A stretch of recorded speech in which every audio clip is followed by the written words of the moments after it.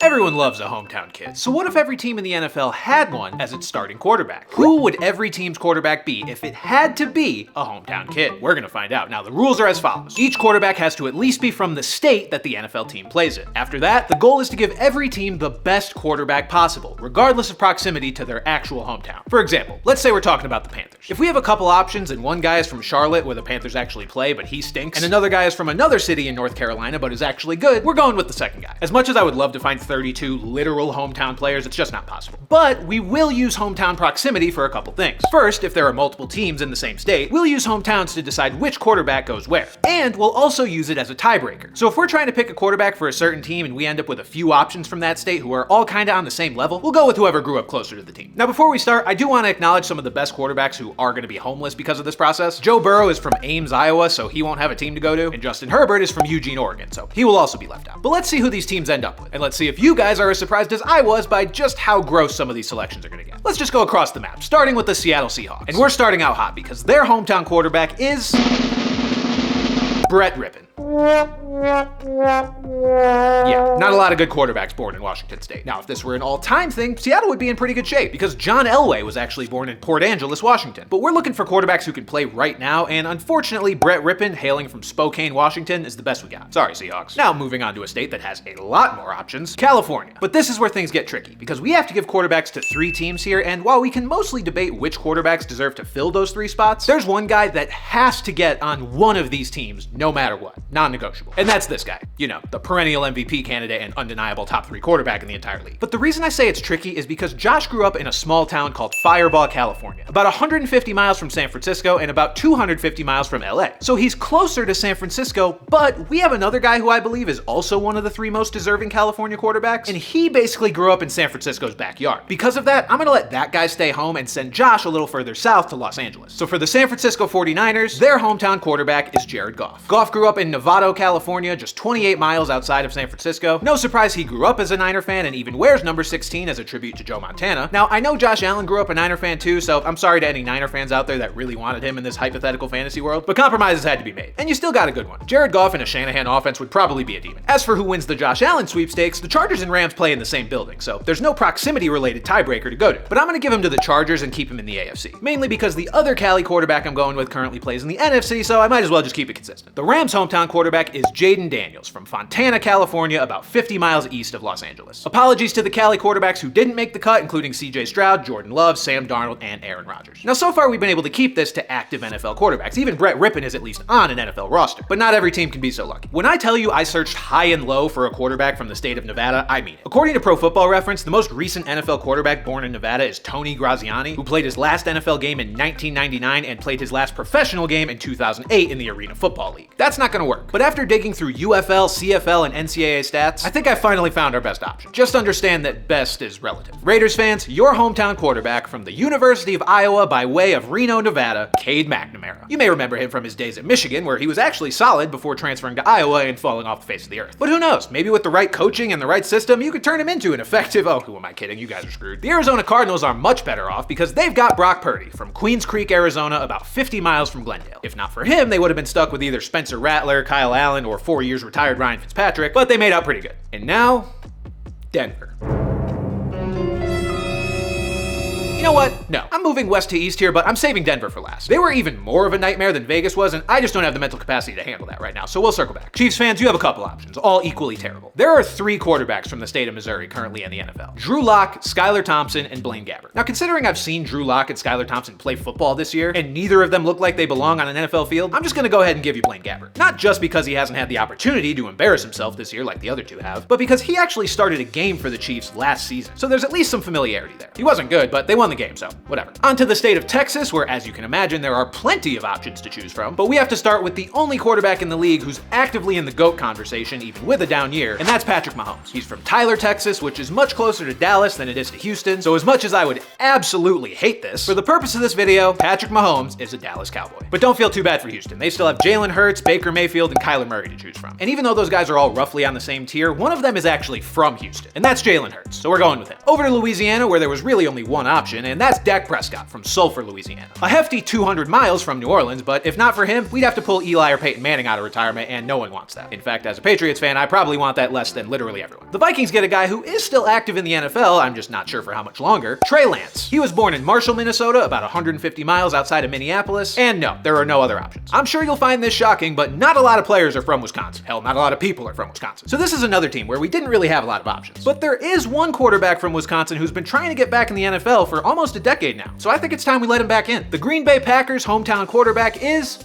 Colin Kaepernick. He spent most of his childhood in California, but was born in Milwaukee, a little over 100 miles from Green Bay. Sorry if you're not excited about this, Packers fans, but your next best option is 42-year-old Charlie Whitehurst, who retired from football 8 years ago. And still, I know there's probably a large subsection of you who would prefer him. Despite having an Achilles with questionable functionality, the Chicago Bears' hometown quarterback is Kirk Cousins. Born in Barrington, Illinois, about 40 miles from Chicago, only other options here were Jimmy Garoppolo and Aiden O'Connell, so I feel pretty good about calling Kirk the best one. I know the Lions would take a gimpy Kirk Cousins over the guy they're gonna have to settle for here, and that is Cooper Rush from Charlotte, Michigan, about 100 miles from Detroit. I've been surprised a few times during this process by just how few quarterbacks come from certain states, and I know Michigan's never been known as a hotbed for the position, but I still find it odd that the best they have to offer is Cooper Rush and Drew Stanton. But it gets worse in Indianapolis because, my goodness, there are not a lot of quarterbacks from the state of Indiana. At first glance, it seems like our best option is actually convincing 41-year-old Jay Cutler to come out of retirement. Side note, he's from Santa Claus, Indiana, which I found very funny. But he hasn't played football in 7 years, so I'm gonna leave him alone because he might actually explode if we put him on a field. Our next best option looks like San Diego State quarterback Danny O'Neal, who's from Indianapolis and actually had a nice year for the Aztecs. But he's only a freshman, so he's not eligible yet. And yes, we are taking eligibility into account. Which brings me to option C, who I had to dig up out of the CFL, Tommy Stevens. What's funny about Stevens, who is also from Indianapolis, is it seems like he's the Taysom Hill of the CFL. He's listed as a quarterback, but only attempted 2 passes last season while running the ball 60 times for 237 yards and 10 touchdowns. So he can't really throw, but he can run like crazy. Now that I think about it, it'd probably be a seamless transition if he became a Colts quarterback. Here's where we stand so far, and yep, that's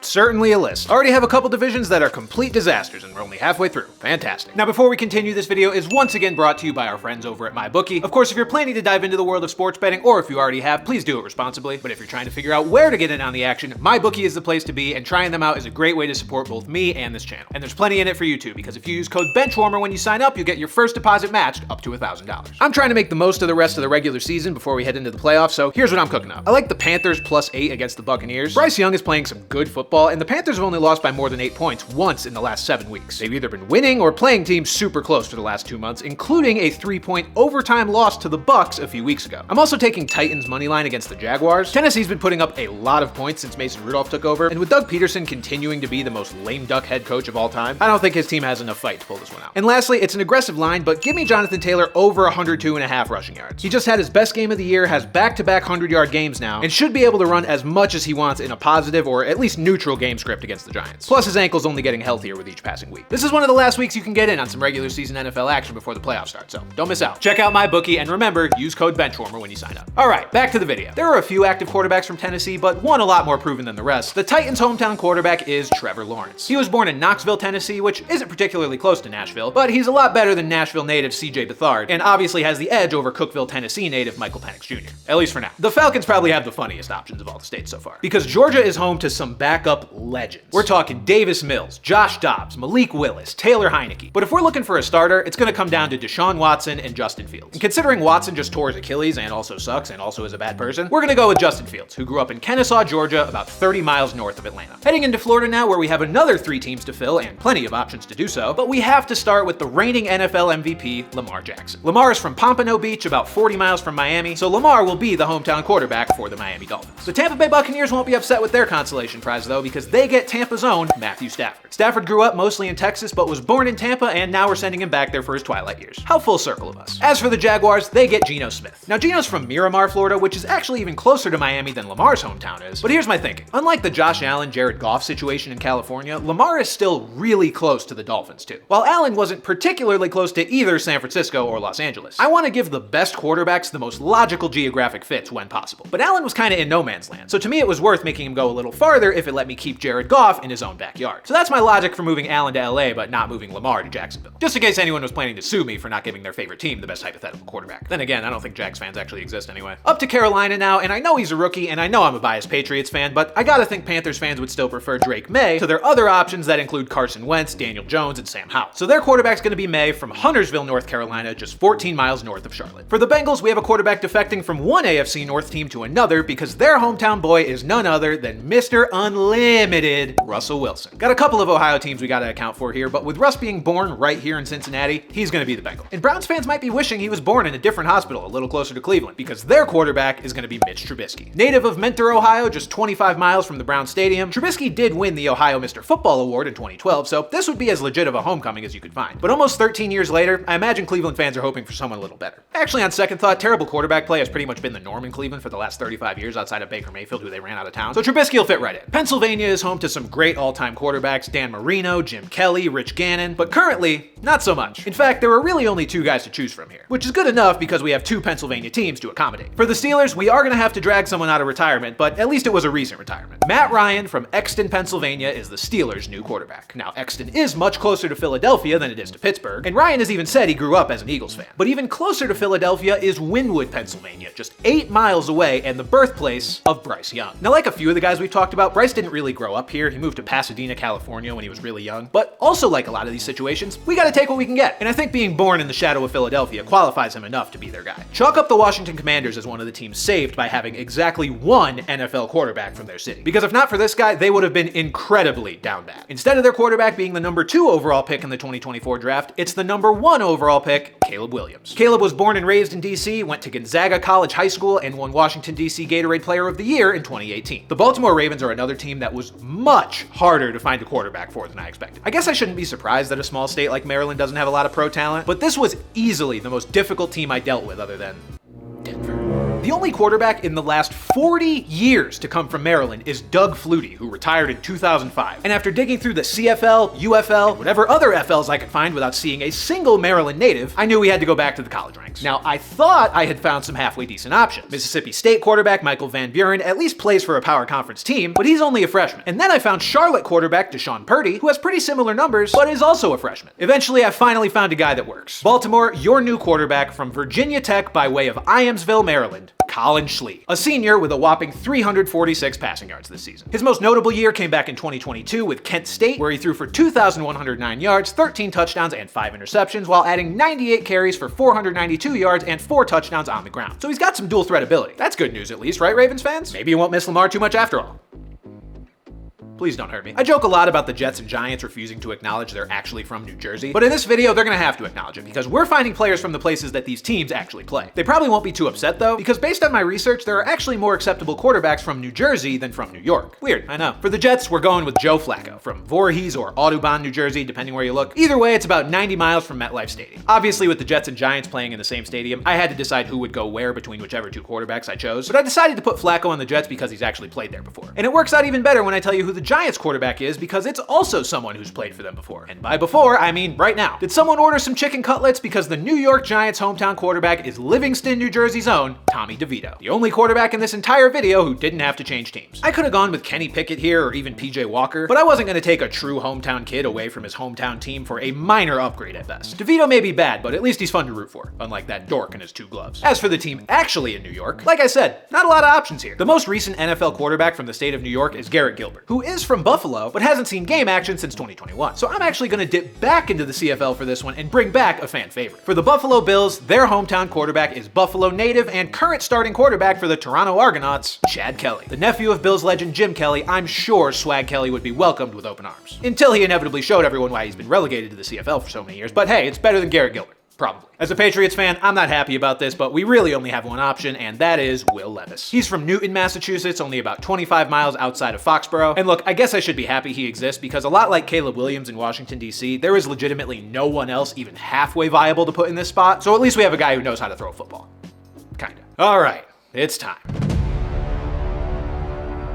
The Denver Broncos. Broncos. Now I know what you might be thinking. Can this really be any worse than having to dig up Cade McNamara for the Raiders, or Colin Schlee for the Ravens, or Tommy Stevens for the Colts? Yes. 1,000,000% yes. Because at least for those teams, I was able to find answers in the CFL or in college. But for the Broncos, not only were there no Colorado natives in any of the top professional leagues, I clicked on the profiles of each of the top 300 plus passers in D1 college football. Nada. I scrolled so far, I started to find position players, wide receivers who had only thrown one pass all year. There is not a single quarterback from the state of Colorado playing football at a reasonably high level anywhere. But I wasn't about to give up. My next thought was there must be a local quarterback at one of the D1 Colorado schools. Even if he's far as hell down the depth chart, they must have a walk-on who is at least vaguely familiar with the concept of playing the quarterback position. And after looking up and down the rosters of both Colorado and Colorado State, I found exactly one quarterback who is both from Colorado and eligible to play in the NFL. Folks, let me introduce you to Colorado State redshirt junior from Highlands Ranch, Colorado, Giles Pooler, a walk-on who has exactly one career start in 3 seasons and has one career touchdown off a fake field goal in 2023. But this isn't the Broncos quarterback. No, because this got me thinking, is this really the best we can do? Clearly for actual quarterbacks it is, but would this guy really be better at playing quarterback in the NFL than another player who just switches positions? I don't think so. Because of that, ladies and gentlemen, your Denver Broncos hometown quarterback from Castle Rock, Colorado is Luke McCaffrey. He was a former college quarterback at Rice before switching to wide receiver, and, well, we're switching him back. The numbers weren't pretty in college, don't get me wrong. In fact, I considered going with his brother here, because Christian is actually 2 for 4 for 82 yards and 2 touchdowns passing in his career. But I'll give it to the guy who actually played the position for an extended period of time. So there you have it, Broncos fans. Have fun. Here's one last look at the breakdown of every team's shiny new hometown quarterback. Let me know in the comments how your team made out, and as always, thank you guys for watching, and I'll see you next time.